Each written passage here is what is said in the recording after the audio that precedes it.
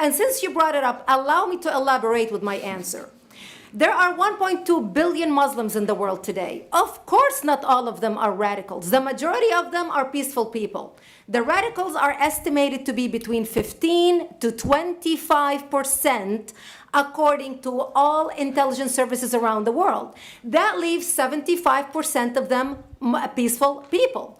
But when you look at 15 to 25% of the world Muslim population, you're looking at 180 million to 300 million people dedicated to the destruction of Western civilization.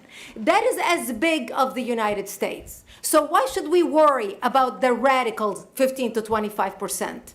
Because it is the radicals that kill. Because it is the radicals that behead and massacre. When you look throughout history, when you look at all the lessons of history, most Germans were peaceful. Yet the Nazis drove the agenda. And as a result, 60 million people died.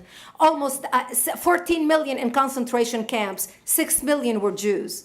The peaceful majority were irrelevant. When you look at Russia, most Russians were peaceful as well. Yet the Russians were able to kill 20 million people. The peaceful majority were irrelevant. When you look at China, for example, most Chinese were peaceful as well.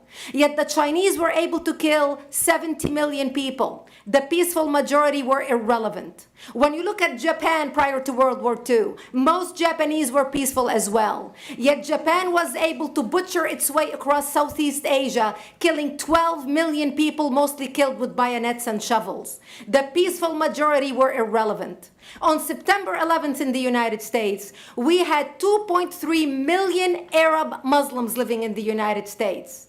It took 19 hijackers, 19 radicals to bring America down to its knees, destroy the World Trade Center, attack the Pentagon, and kill almost 3,000 Americans that day. The peaceful majority were irrelevant. So for all our powers of reasons and us talking about moderate and peaceful Muslims, I'm glad you're here. But where are the others speaking out? And since you are the only Muslim representative,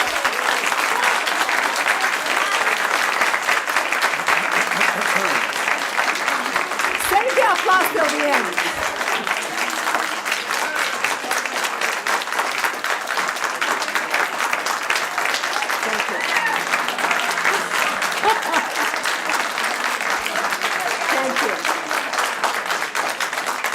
And since you're the only Muslim representative in here, you took the limelight instead of speaking about why our government, and I assume, are you an American?